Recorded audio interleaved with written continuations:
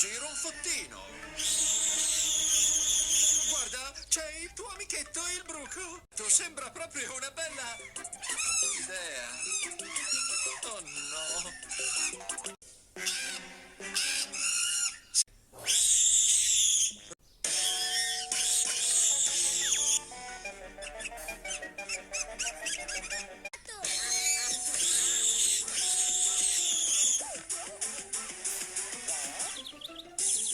Fare il babysitter è davvero una faticaccia.